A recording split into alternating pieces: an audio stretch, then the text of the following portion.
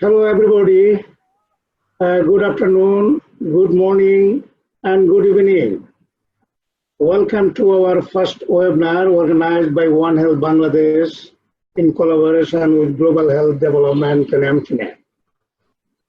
Today's webinar is on preparedness and response to COVID-19. As you all know, that COVID-19 pandemic is having a dramatic effect on our human health, and it is an unprecedented pandemic, and we all, One Health community, is aware that this sort of things is supposed to come. We don't know when it is to come, but it has come now. And in this circumstance, today we are taking the opportunity to share with all of you how is it really going on. And more particularly, we are focusing on our preparedness and response to pandemic. We have taken a very strategic step here as we Bangladesh are suffering from this, and we will first come up with our Bangladesh experience. Then also we will share with you another perspective that is still not very heavily infected country and or countries or the region, that is Eastern Mediterranean. And we have two important speakers today. I just want to introduce you. As you all know, Professor Marjadi Sabrina Flora, who is the director of IDCR and one of the leaders in our COVID-19 combating struggle. And you know her background. He is one of the strongest proponent of One Health in Bangladesh, and she is an epidemiologist, and also she is an academic. And she will share with us about the Bangladesh perspective, preparedness and response to COVID and its impact. And that will be followed by another giant public health expert, Dr. Mohammad Al Nasser. He is a public health expert and executive director of Global Health Development, MTNet.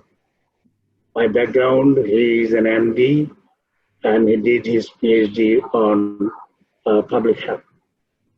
And I welcome both these two important speakers today. And I will not take much time. We will go directly to the presentation. But before I go to the presentation, there is one housekeeping issue that I must tell to all our participants. All participants are in mute.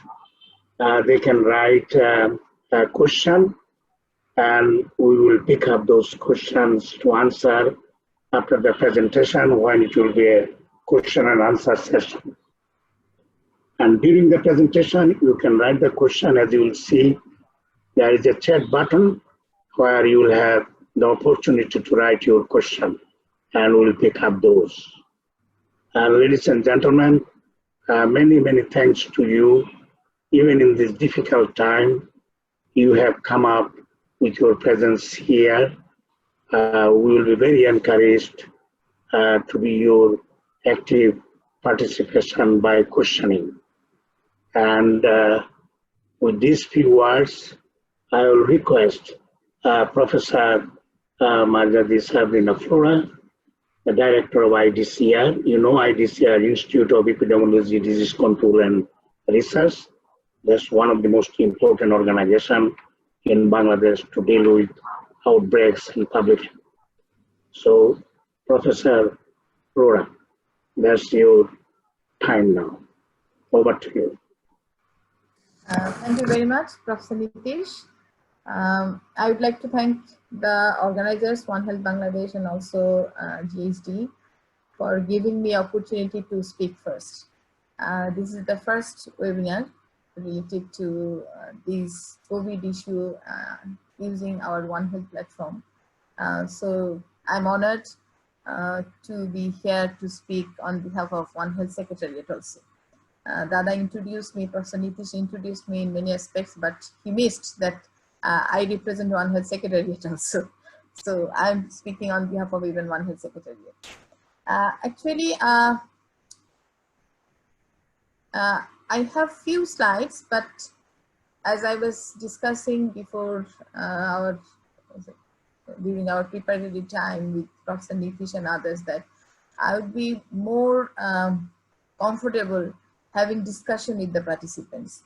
I may be asked question by you so that I can clarify the position of Ministry of Health, how we are conducting our epidemic response or pandemic response, better to say, in terms of Bangladesh. But a few slides, many of those slides are already seen by you, so far I know, I understand. So I will start with, I'm very new in learning this technology, so I started to learn today only. So can you see the slides? Yeah. So as you know, this COVID issue has been started, although we came to know about the situation maybe a little late, but the first case was detected in China, better to say, on 8th December. It was reported to WHO on 31st December. And on 8th January, we came to know about its genome sequencing perspective. And after that, on 30th January, WHO declared its public health emergency. And we started our work, I think, from beginning of January. From IDCA perspective, we started to closely observe the situation in China when we heard that there is an epidemic of unknown pneumonia, unknown disease which is featuring similar to pneumonia, similar to SARS. We started to know about it, and we started our preparation in terms of IDCA preparation. As you know, that IDCA is the designated institute for outbreak response in Bangladesh. So we started to prepare ourselves. At that time, when we came to know about the sequence and came to know about the type of virus, we started to find out what kind of primer and probes we may have to detect that virus if it comes to Bangladesh. But at that time, as you know, that there were no specific primer or probe in globally. So we started our preparation with collecting the pan-corona reagents, kits for detection of corona, as because at that time we didn't have any other choice. And we started to prepare from our government perspective, started to prepare ourselves as a disease. So at that time, our strategy was to screen at the point of entry. The formal point of entry screening started on 21st January, 1 week, I think 10 days before it was been declared as public health emergency by the WHO. But we started, our strategy was to and to isolate them. With that strategy, we started to screen the passengers, those who are traveling from China. At that time, we focused on China, and gradually we expanded the screening up to other countries from 7th February. When it has been declared as public health emergency, we started to include more countries, travelers of different other countries, and gradually on 21st March, actually, visa restrictions to most of the countries, and also entry restriction has been implemented from our parts. Bangladesh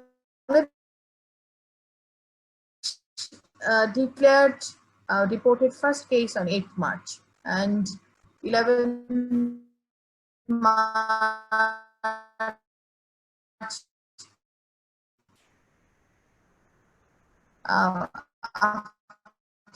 that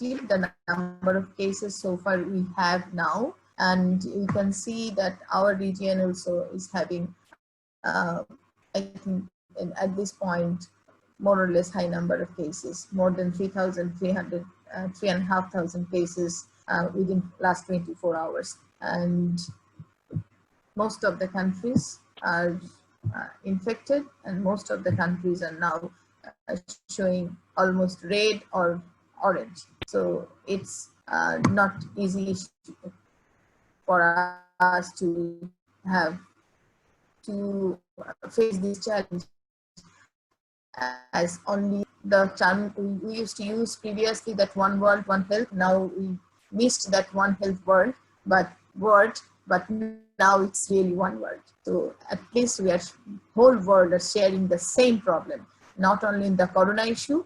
I think in mitigating this corona pandemic, that is also we are sharing the same challenges, every country. And now at this point, we understand that it doesn't depend on developed country, it doesn't depend on developing country, it doesn't depend on any region. Everybody are facing same challenge, similar challenge, which is being really a big challenge for all of us.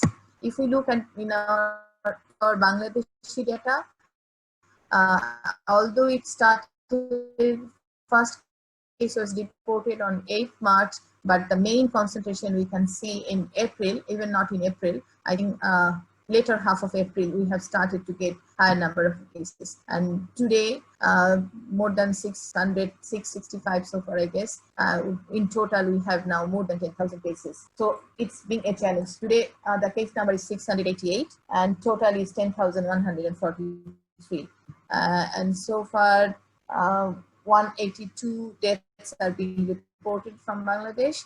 So it's becoming a bigger challenge for us. If we look at the age and sex distribution, more males are affected. 2/3 are male, and on the other hand, young populations are more affected. If we see that 1/4 to more than 1/4 are within 21 to 30 years age group, and the next age group is 31 to 40, and after that is 41 to 50. In many countries, when we were observing the data of Wuhan or any other countries, we have seen that they identified the high risk age group as high risk in terms of death is more than 60, but as a whole affected age group are more 30 to 59. But in Bangladesh, we can see 21 to 30 are more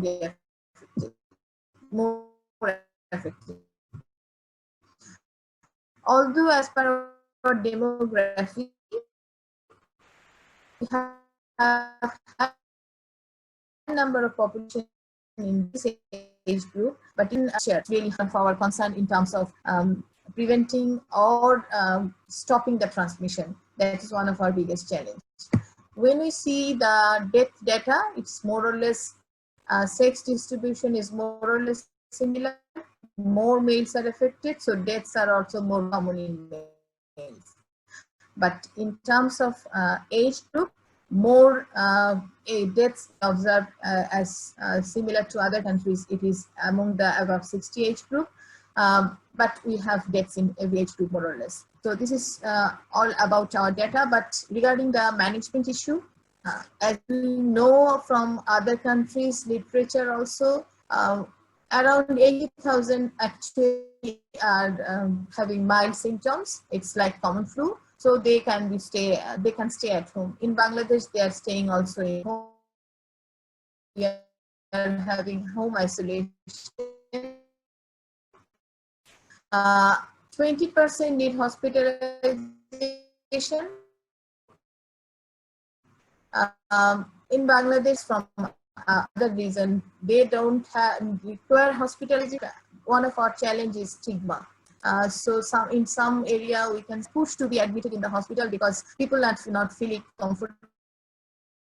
They're kind of panicking in the community, which force them to be admitted in the hospital. 3% require ICU support in Bangladesh. So far, we have about 100 cases who got admitted in ICU. A few of them required ventilator support also. If we look into our national preparedness and not only pandemic, when we know very little about the virus, little about the preventive measures, little about the treatment. The preparedness plan is revising them on a regular basis. So it's a living document.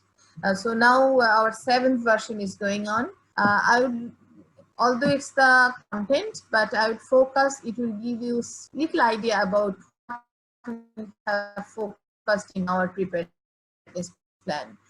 The number one issue is planning and coordination, which is being really a big challenge. Every ministry, every relevant ministry on board from the very beginning, when the 312 Bangladeshi came on, we put them in what is institutional quarantine, and from that point, I used to say that we started our One Health approach. Every ministry, relevant ministry, were involved in managing quarantine system, and even currently, quarantine is being managed by the armed forces. So it's I think corona management, corona prevention, and also corona mitigation activities is a very good example of One Health approach.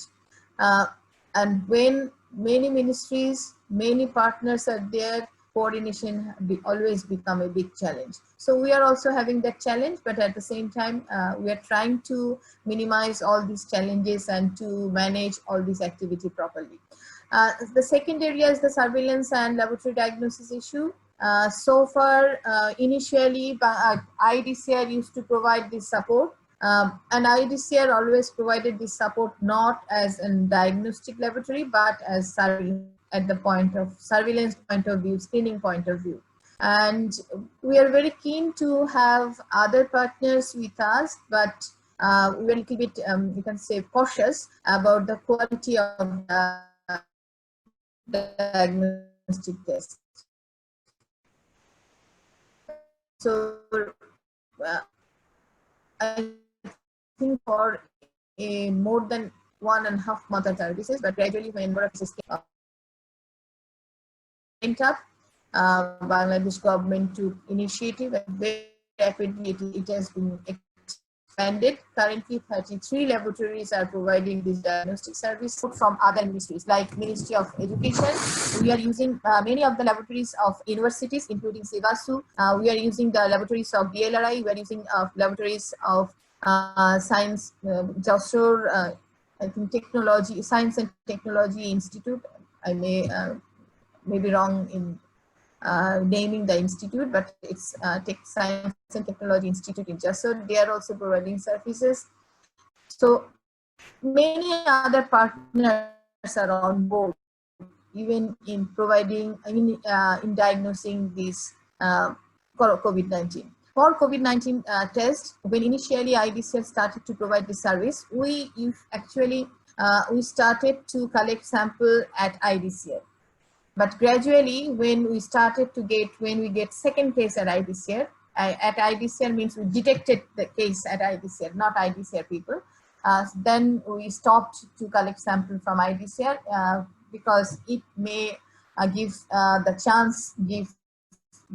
chance to the virus to be transmitted from a infected person to a healthy person, those who will come to our institute for this laboratory diagnosis. So what we did, we started to collect sample from door to door. With this, we IDCR has one hotline service also. So when we got first case on 8 March, our usual hotline numbers, we have 4 hotline numbers, but it became so busy that we had to expand it. Now currently we have 78 lines, but even then people cannot get our connection every time when they try. So these hotline service provided to the nationals, Bangladeshi nationals, those who are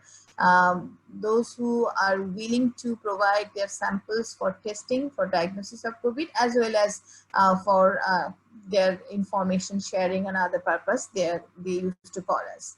I forgot to mention that we also conducted one cell phone based surveillance, those who were coming back from other countries, among them, to know about whether they have any kind of sign symptom or not within 14 days of their return. And with that support, we also try to screen out the passengers of those who are those who traveled the affected countries. We used to screen them through this surveillance system, also our cell phone-based surveillance. And at the same time, if we find anyone having similar kind of sign symptoms, we used to collect sample and test it those. From January to May, I think it's better to say April, we provided this home service in collecting samples, and we did more, I think almost more than 10,000 samples collected, and we tested all of those. But because now the challenge is it's not easy to collect sample, DG Health is planning to take this responsibility now, and there is two issues behind it. Number one is we have to collect a lot of samples, which is not easy to collect through home visit. So DG Health is planning to open different booths, kiosks at different areas, so that people can come there and provide their sample, and those can be tested. And as because within short time period, we have expanded from few sites. Initially, we had planned to include the established laboratories only, like ICDDRB, BITID, Cox's Bazar, Institute of Public Health. It was IDESHI, these were our initial plan, but we have included some other medical college hospitals also where there were no PCR machine. They have started that for the first time. So quality became a concern now.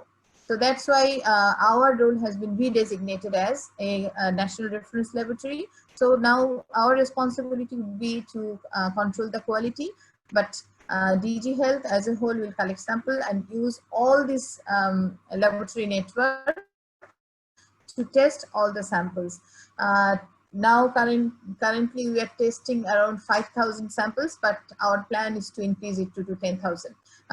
So, and IDCR will also conduct community-based surveillance. Actually, we have started a community-based surveillance with the support of ICDDRB and USAID. We are collecting samples from community level, from the households where we have detected COVID infected persons, and also from without any in area where there is no cases. That means we are looking for whether there is any community transmission or not. We have focused risk communication, and as you know, this time we started this risk communication in many different aspects. We try to make people aware through our national television channels and also the newspapers. So media were with us from the very beginning. Government started to have press briefing from the very beginning. We started formal press briefing on 3rd February, which is being continued till now.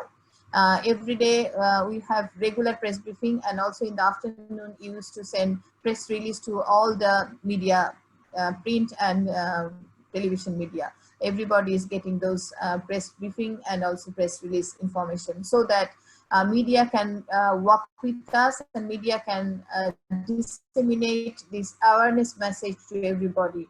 During this press briefing, we used to share whatever preparation we have, whatever data we have, and side by side giving message to the people through the media to make them aware. And as a result, what we can see, although people are not following the social distancing, they're following, but not that religiously, better to say, but everybody knows what to do. Everybody knows that for prevention of COVID-19, we have to wash our hands regularly. That message is up to the grassroots level. So this communication approach actually helped us a lot. As I already mentioned, that point of entry issue, the 4th point, if you can see, that we still continuing because few people are coming back. Although we have restricted entry now, but those who are coming back with special preparation, we are screening them and also keep putting them in mandatory institutional quarantine. Case management, for case management, we have developed guideline. Although there are some issues regarding that clinical guideline, because initially it is being suggested to include hydroxychloroquine in the management protocol. Now WHO is ruling it out. So these kind of issues are being discussed. So our clinical management guideline is also in under review now. We have very seriously taking this infection prevention and control issue. So government is struggling with collection of personal protective equipment for the service providers. At the same time, we train them to how to use these personal protective equipment and others. Regarding other issue, we have included some. We developed a lot of guidelines also, including the referral issue, including home care management, including quarantine, how to do quarantine, what isolation is. People used to, still people are confused with isolation and quarantine even. So we are repeatedly re-emphasizing these issues so that people, I think people means policymaker and also service provider also. The burial issue, the disposal of dead body, that has been a big challenge. So we developed those guidelines also, and for this purpose, the non-government organization are also helping us in managing all these issues. I'll skip this one. I'm almost at the end. Yes, I think all of you know about this country level issue. So for Bangladesh perspective, we have identified 4 levels. As you know that currently we have cases and we have cluster of cases in many areas. So we are still, we think that we are in many parts, we are at level 3, but in partially in some part like Dhaka, Narayanganj, we are having community transmission. So as a whole, WHO is categorizing Bangladesh as having some evidence of community transmission. I think for Dhaka, it's huge. If you can see, out of 10,000 cases, 50% are in Dhaka city. Next, 2,000 would be in Dhaka division. 1,000 cases, about 1,000 in Narayanganj. So these in 2 areas are really, really hot red zone, and also some other district like Tajipur, Norsindi, Kishoreganj, we have also cases. We have other challenges also, like some healthcare providers are also affected. It's healthcare providers are affected. The people, those who are providing services like the police are also affected. High number of police are also affected in Bangladesh. So these are our issues, few challenges. I am almost at the end. I would finish. I didn't write that, but I want to share 3 or 4 challenges we have currently. I think those may be common for many countries. Number 1 challenge is the global scarcity. I think in terms of testing kit and in terms of personal protective equipment, there is a global crisis. So Bangladesh is also facing challenge. We are trying to keep ready stock so that whenever is needed, we have testing kit and also having this personal protection equipment. These 2 things are basically very, very important to protect the service providers, and as well as to isolate, to detect, identify the patients and isolate them. Second crisis is it's a big trade-off, issue of trading off between economy and health. Between now currently we are facing, we can see in many countries they have started to open up. And also Bangladesh also, we are trying to develop a exit strategy. How can we start with our regular economic activity? It's a big challenge. Bangladesh is having growing economy. So this challenge is really for our healthcare worker. We used to keep everything is closed. On the other hand, for economic purpose, other people are also trying to open all this issue. And the lastly is that I think, I don't know, I would be happy to learn from Mohanad and other colleagues from other country. We are facing a challenge not treating the COVID patient. That is a challenge, but biggest challenge is to treat the non-COVID patient. and that is being a challenge for our diagnostic purpose also.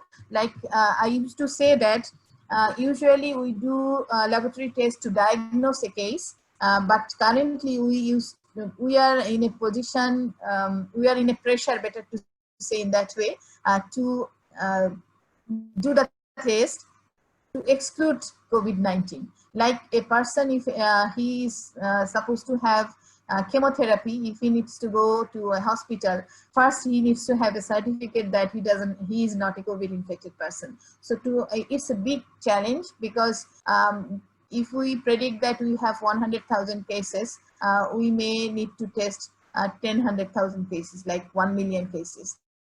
But when you have to exclude, maybe we have to do tests for 165 million people and every 14 days. Otherwise, you cannot give a person certificate that you are COVID-free. So that is being a big challenge.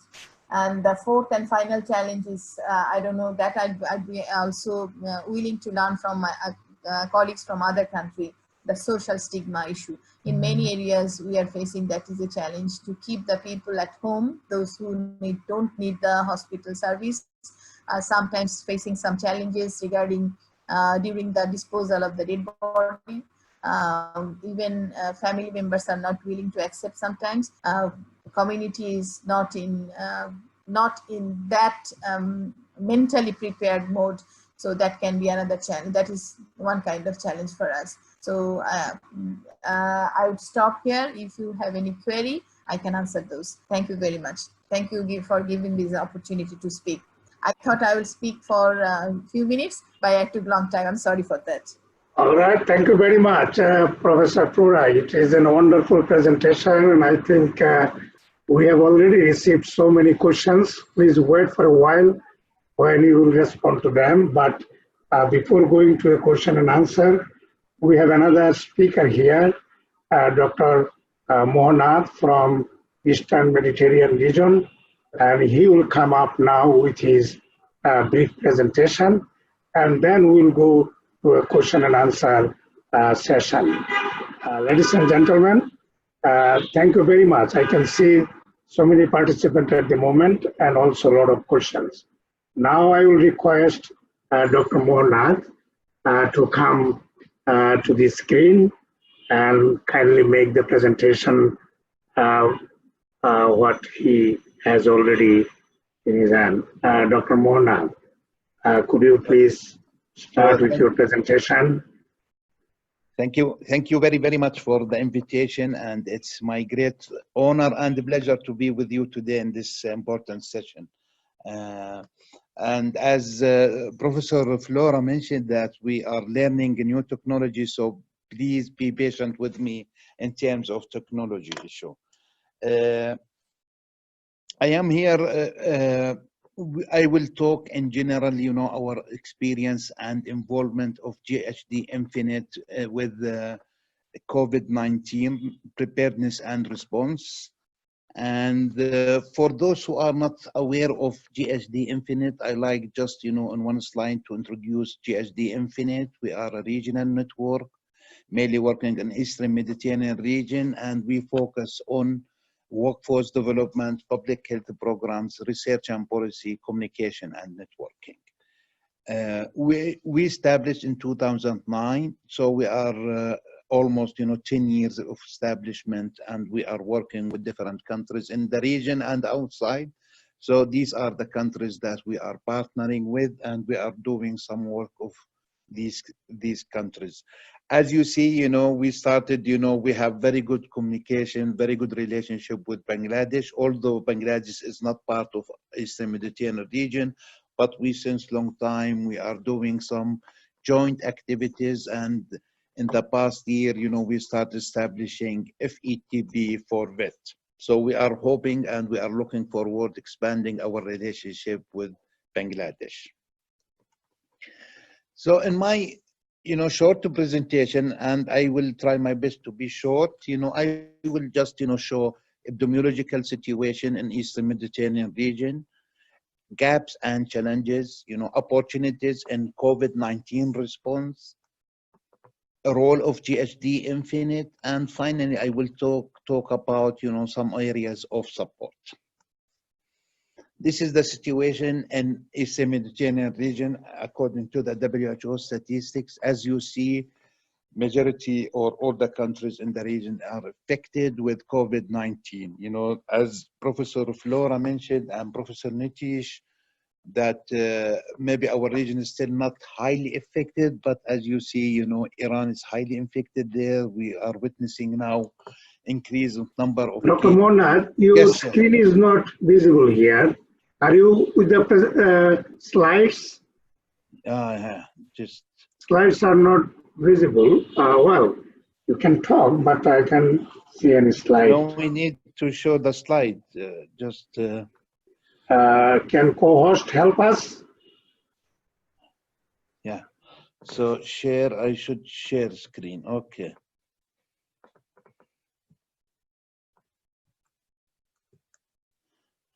So, is it visible now, sir? It was coming. Yeah. Yes, it is coming. Yes. Go ahead.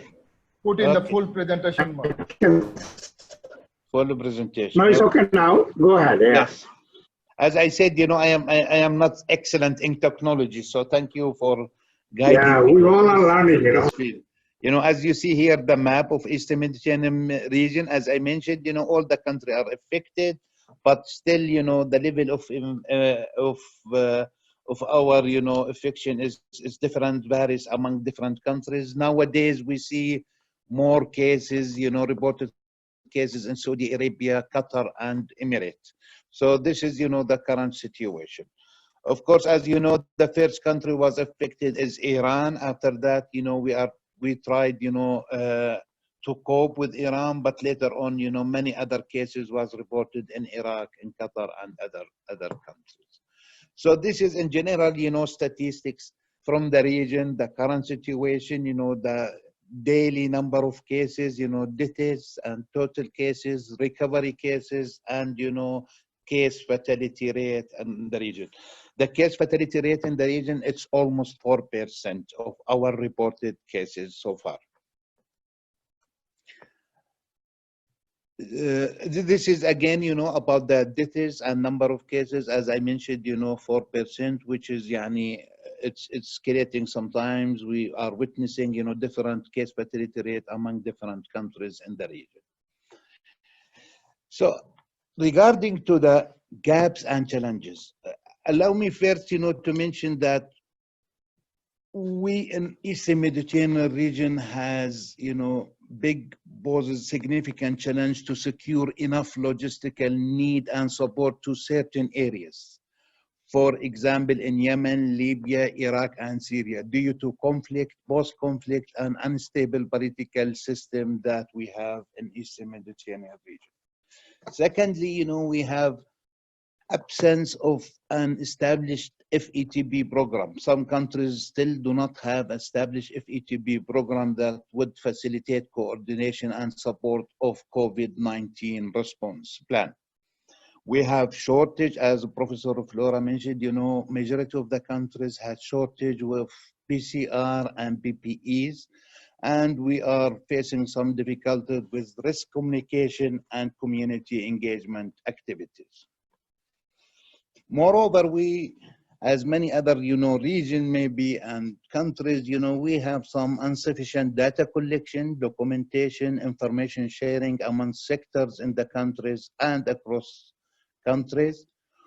You know, the travel bans and countries lockdown accuse us, you know, a lot of logistical barriers and inability to meet face-to-face and can create barriers communication due to unreliable internet connectivity at the time. And, you know, one of the major our challenges and limitation in the region is infection prevention and control gaps that we have. With all these challenges and gaps, but still we have opportunities that we need to build on. First of all, it's having, you know, field epidemiology training programs in our region. So these are, you know, the countries that they have FETB programs. So as you see, you know, we have 12 countries with FETBs, you know, Some of the countries have, advanced FETP programs. Some of them, they have intermediate at regional level, and some of them, they have local. And these capacities, we consider this is a big opportunity for the region to use these, cadre of workforce, to support FET COVID-19 preparedness and response. So we have also another opportunities, since 2011, GSD Infinite start, establishing and supporting the countries with rapid response teams. So nowadays we have more than 600 professionals are trained in rapid response and public health capacities. So we need, to use these resources and, equip these resources with refreshing courses, to make sure they are doing the field work. We also, we are also, trained more than 3,000 professionals in public health in different sectors, lab, biosafety, biosecurity, One Health, and other, interesting areas. And we should, do not forget that at GSD Infinite, we have Public Health Emergency Management Center that, has the experience with disease outbreaks and surveillance from the previous countries in the region and elsewhere. And finally, we still have this engagement with the region, other region, and international bodies. GSD Infinite is part of one global outbreak alert response and network. We are part of GEE Alliance and other things. So we are, have this connection with other regions and with the globe, to make sure that we are sharing experience and exchange. So what we can support, and based on these challenges and, the opportunities, we came up with areas that we can support, and we can, make sure that we are providing the technical and logistic support for the countries that expect from us, to do some activities. So first, we increase the number of trained FETPs and rapid response teams and volunteers with medical background through providing refresher training before serving in the field.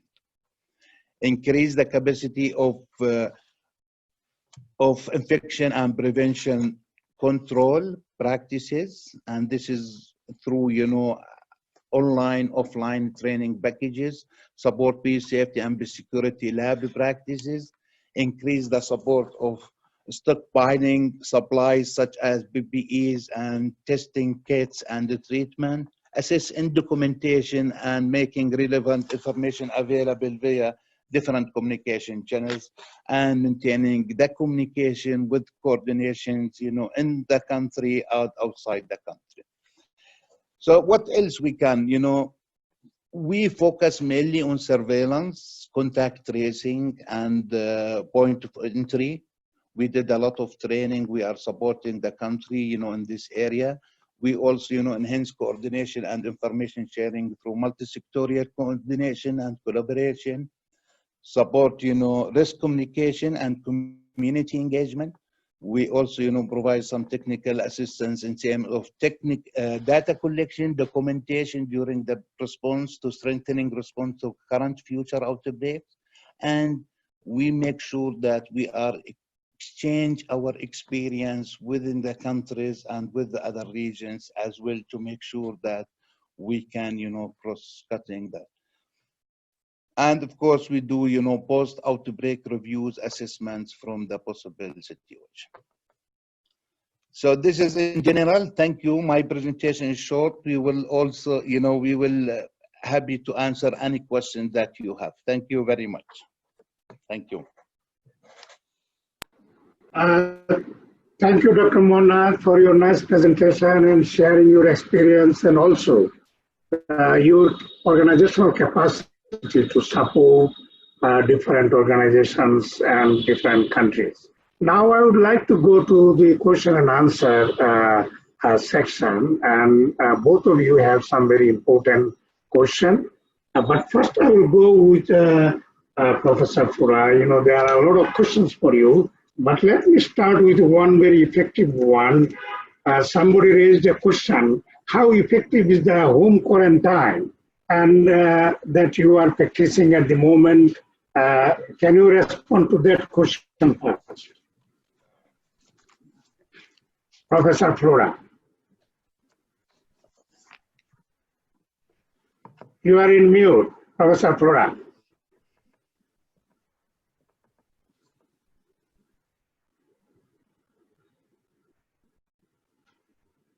Hello?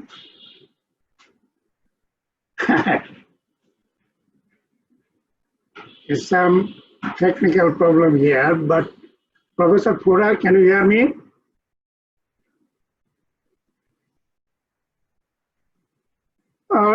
Dr. Mona, let me ask you the question that in the meantime Flora comes up.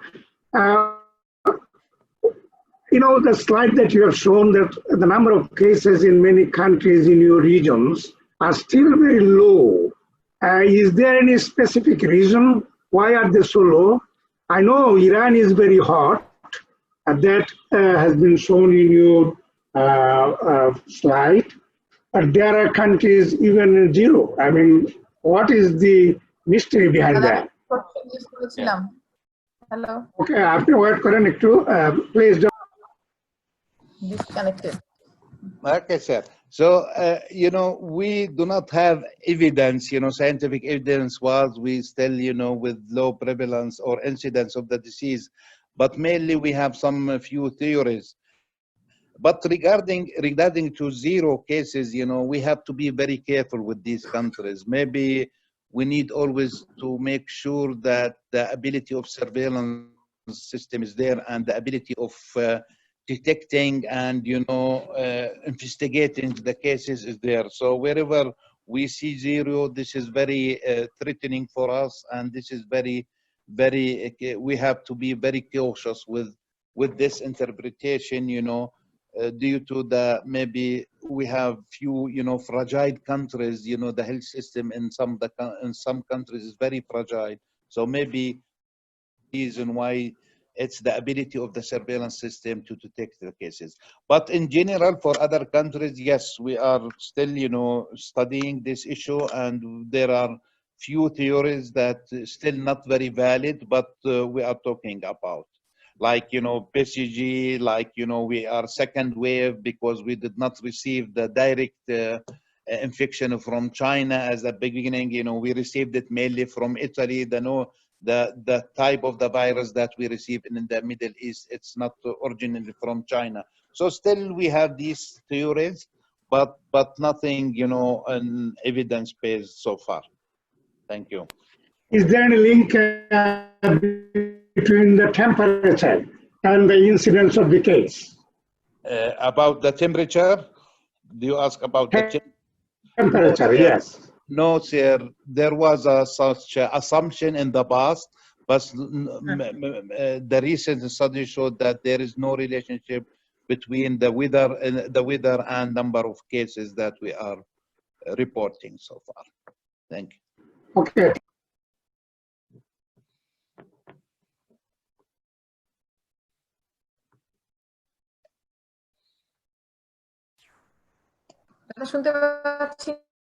Could you please unmute?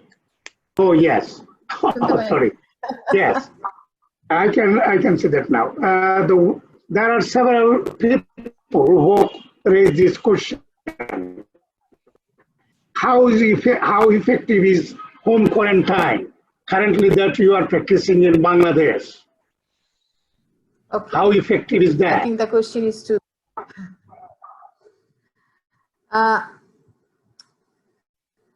it's very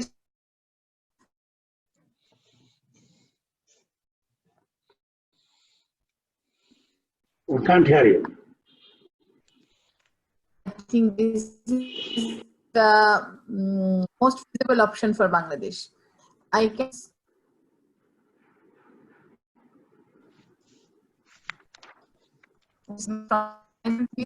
quarantine at home. They can feel at home. Number one, they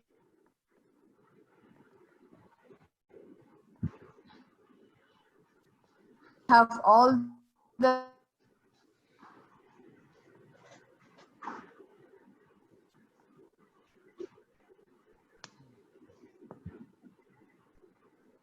We're having some problem. Yeah. Hear you, yeah. The co-host, yeah, we cannot hear him very well.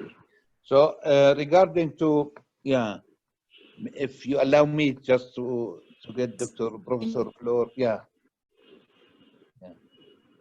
Yeah, please go ahead. Yeah, I think we had the same debate and discussion about home quarantine in the Eastern Mediterranean region. And many, many of the studies showed that it's not working very well. Although I am supportive to home quarantine, but the initial results of this, type of quarantine is still very limited, especially in countries like in our region and Bangladesh, where the human density or the family size is big, so this is a very challenging. Although this is very necessary, we need to make sure that we apply the rule of home quarantine, especially if we expect, sudden increase of number of cases. So wherever we cannot anymore to host people in socialized quarantine, we will move to the home quarantine. Thank you. Thank you. Is Professor Flor ready to answer the question? I don't know. I have problem with the internet. Whenever you are asking question, Yes, yes. probably I am trying to escape. Yeah, we didn't hear you. Please go ahead. Escapist Can you nature. repeat the answer? The question was, how effective is the home quarantine? Can you repeat it, Flora? So I think, okay. In Bangladesh, quarantine is being challenged, is a big challenge. So in what I was mentioning that there is a challenge to ensure home quarantine, but it's the best method, best feasible method, most feasible method, better to say in that way.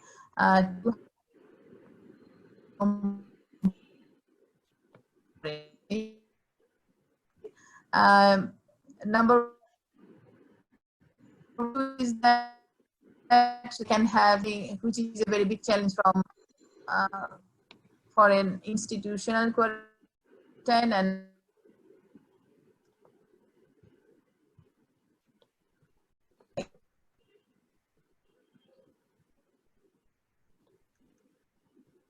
It looks not very.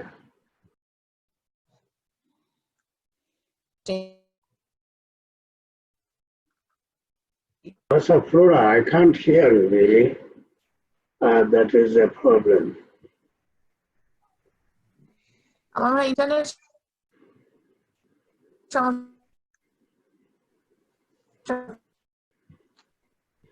আমার এখানে শুনতে পাচ্ছেন? হ্যাঁ, এখন শুনতে পাচ্ছি, আপনি বলেন।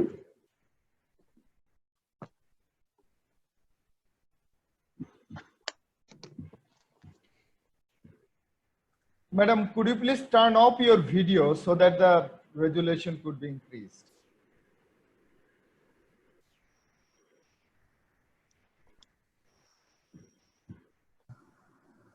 Hello? Yes, go ahead.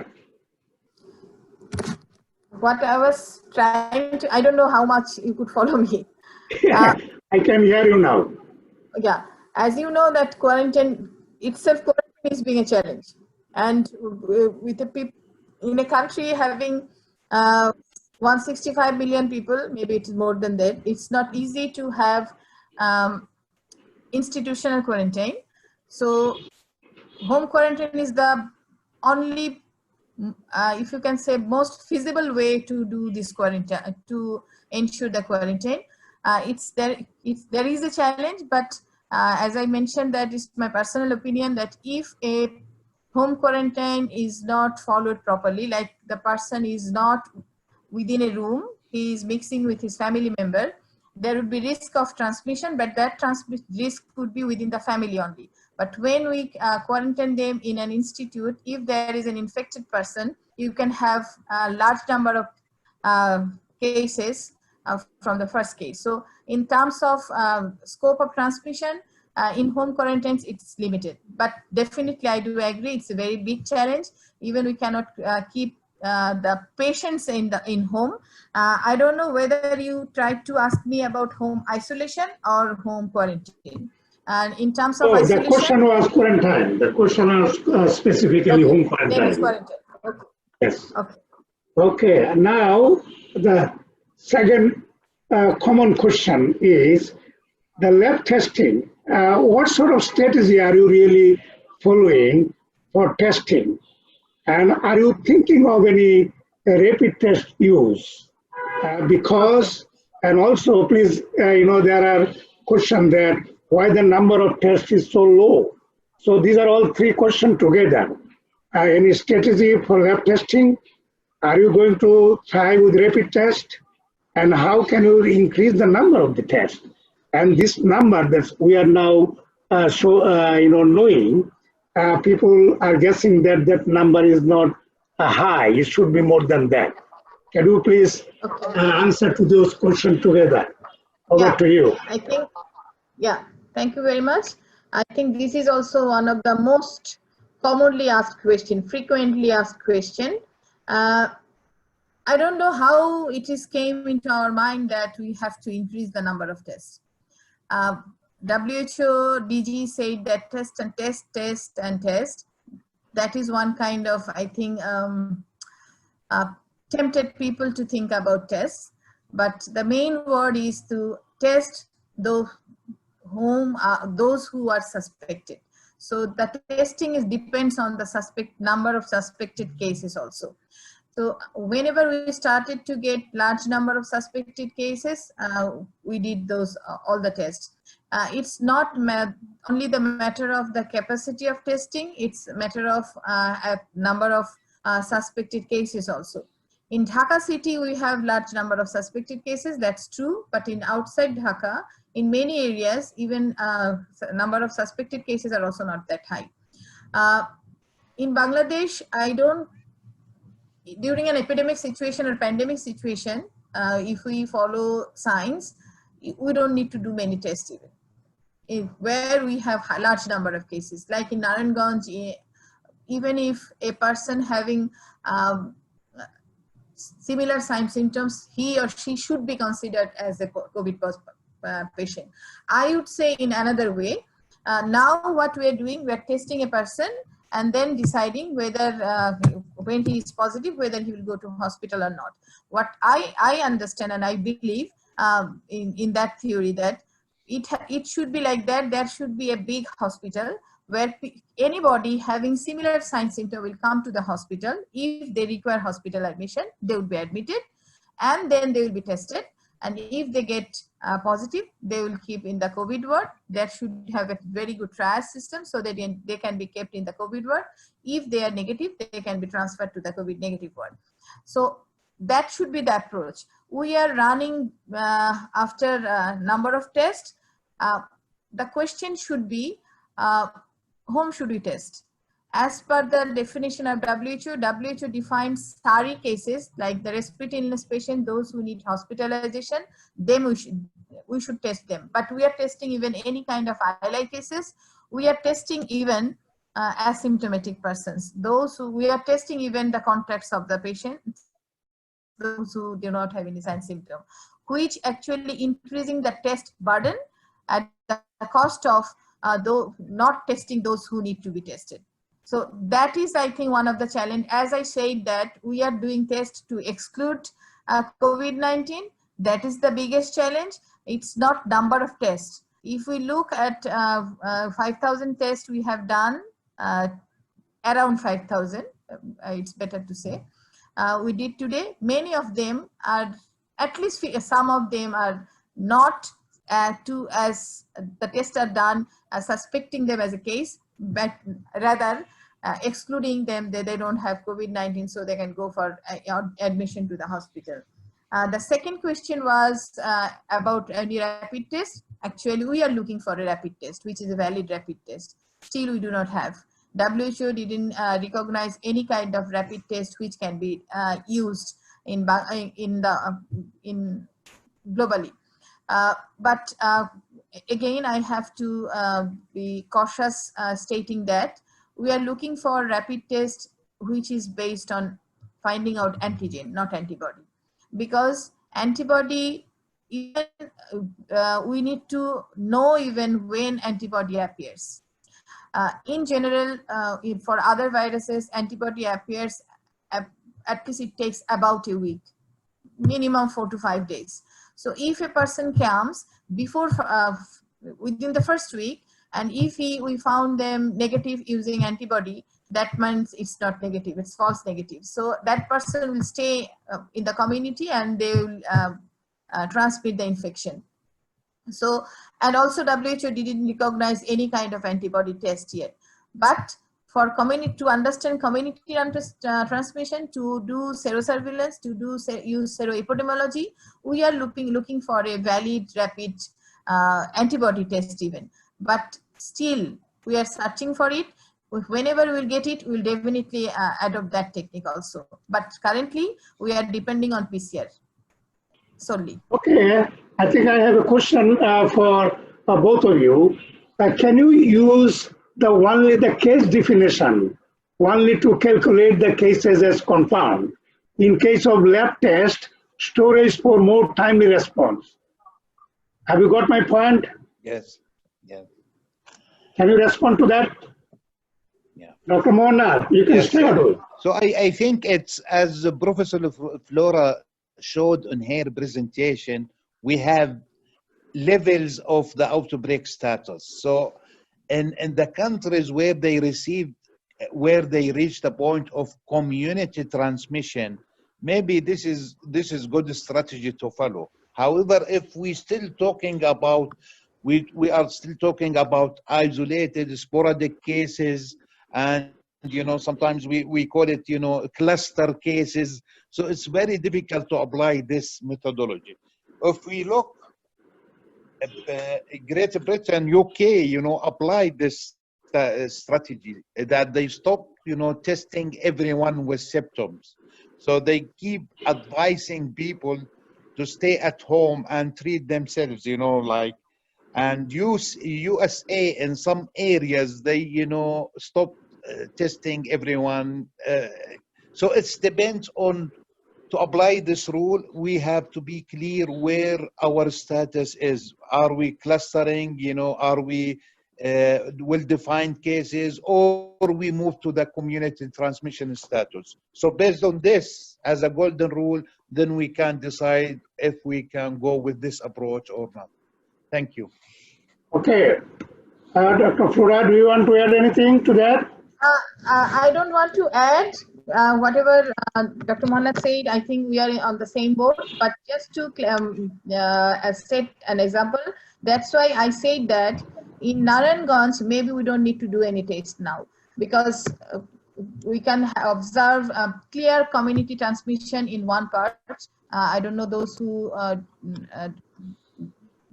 do not recognize Narayanganj. For them, Narayanganj is a district of Bangladesh where we have large number of cases now. So in that case, I think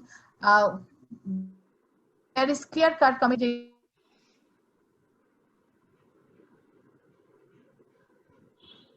Yeah, we are not listening to you again. We can't hear you.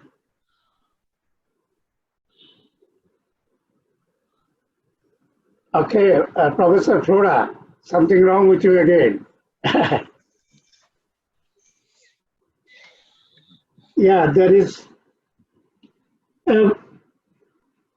Dr. Mona, there is one question here I can see that as a whole, with your own experience, either in Africa or our region or global scenario, what do you see the future of this epidemic curve that we are now observing?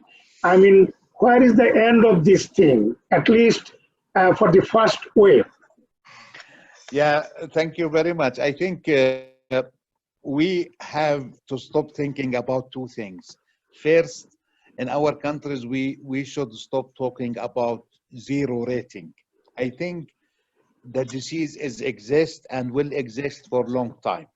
So this is one. Second, we have to stop thinking maybe about the duration, when this disease will be ending. I don't think This is very soon. It takes more than 1 year, 2 years, 3 years, and maybe it will be, common disease as we see now other diseases. My concern is about, second wave. I think, according and different resources that we will witness the worst, and the second wave it comes, maybe later few months, maybe later, some sort of time, but this is not the end. And I don't think we will witness the end of the disease or the outbreak very soon, unfortunately. I want to be optimistic, but this is the reality. Okay, Professor Fura, the question that I raised, and Yeah. you can add to that, we guess that this is a first wave of our epidemic. And what do you see the end of this thing? I mean, what is your prediction, even with the experience of Bangladesh? How is it going to rise, and where is it going to come down? We did a few prediction or projections, but there are a lot of ifs and buts. So there is no straight cut answer for that. Number one is, that would be my answer. Second is what Dr. Mohanad said, that I don't think this will finish. We have to learn how to live with Corona. So, and one point in time, as you are also an expert, these virus will become an endemic. So we will have to live with Corona. But for this current wave, so far our prediction is it will continue at least May for Bangladesh. Its prediction, again, I said, if there are a lot of ifs and buts, so it's not, we have to interpret it very cautiously. And it may, we may have, still, we may not having the peak. May it will increase, at least up to May, it will continue to increase, maybe. I think it's frustrating, but that is reality to be prepared. Then after that, it may go down. It might have second wave also, but in many times we see that second wave usually is not that strong like the first one. And we are expecting, as per virus nature, if there is no negative mutation happen, like in reverse way, it may become little less virulent, but it will become endemic. We'll have to learn how to live with Corona. I missed to answer my first question, so a little bit adding that Mohanad said that in many countries there is no FETP program, but in Bangladesh, we have FETP program, and we have I have strong graduate team and also fellows in Bangladesh. These FETP fellows and graduates, along with other epidemiologists at IDCR, they did a tremendous job. Almost they did contact tracing for more than 5,000 cases by themselves. But as again Mohanad mentioned, because of this transport ban and other issue, the contact tracing also being affected. Through telephone, we have to do this contact tracing. So those are also different challenges for us. But currently, we are handing it over to DG Health. They will do this contact tracing and other issues also.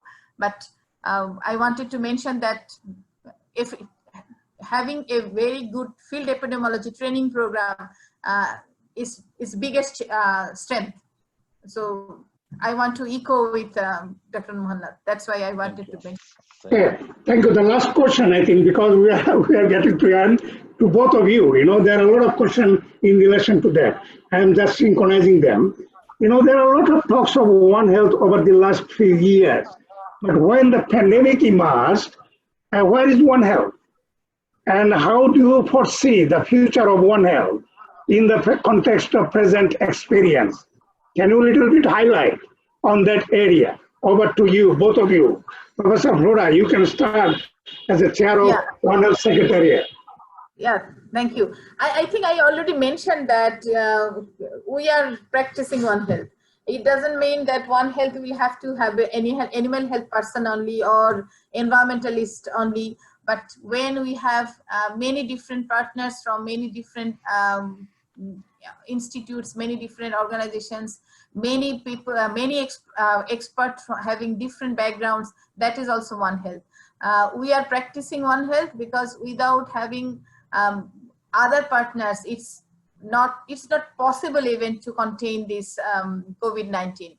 At the same time, I think another issue we have to consider, or we can think for at least future research activity, this COVID issue started with that. I am not sure whether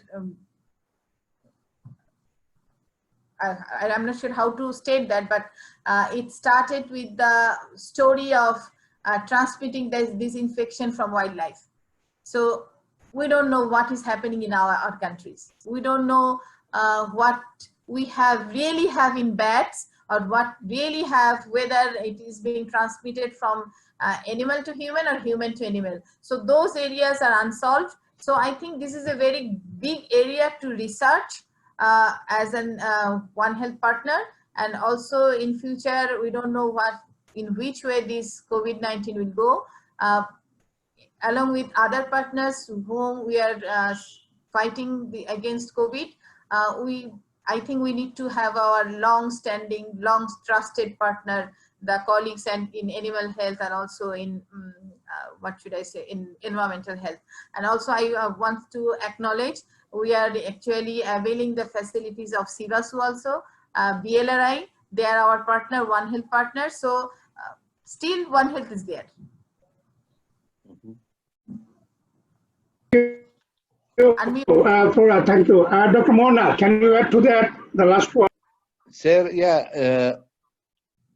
Regarding to One Health, I think Bangladesh is pioneer in this approach, and we are at the region, East Mediterranean region, always like to learn from Bangladesh in terms of One Health. I think I am very impressed and keen to the experience of One Health in Bangladesh. And as you know, Professor Nitish, we are trying, to exchange the knowledge and information of One Health from Bangladesh to our region.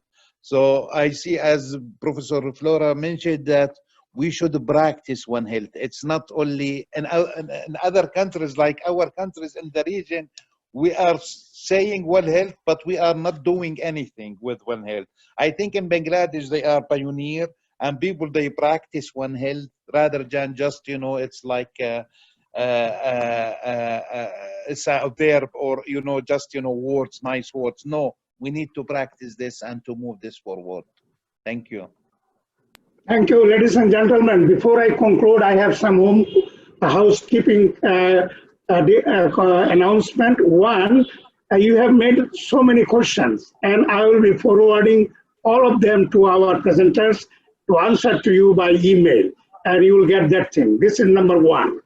Number two, we are going to have another webinar on 8th of May, and that will be in the morning, my friends and colleagues, because we are going to have a very important scientist to attend, but from USA, and that will be evening, and the time management is so difficult. Professor Steve Luby, he will be talking about what we know, what we don't know. And also, in that session, Dr. Jonathan Epstein, who was involved with the SARS coronavirus 1, the number, what we had in the past in 2003 in China. And he will be also attending, and I will request all of you to attend, and there will be a lot of question and answers on the science part, particularly on the virological side, immunological side, as well as on the test side. And they will be addressing those sides. Most importantly, there will be some highlight on the origin of the virus. With these few words, I am Nitish Devnath. I am working as a One Health National Coordinator. And thank you very much, Professor Flora and Dr. Mona, for your so valuable time. And also many thanks to our partners, to our organizers, to our co-hosts, and those who are managing this whole platform from background. Thank you very much. Here is the end of our day's webinar. Thank you indeed. We will be meeting you again on Thursday, at 9 o'clock in the morning. Please note down, there will be also notice for that. Thank you. Over to you all. Bye-bye. Thank you very much. Thank you. Bye-bye. Thank you. Thank Bye. you. Bye-bye.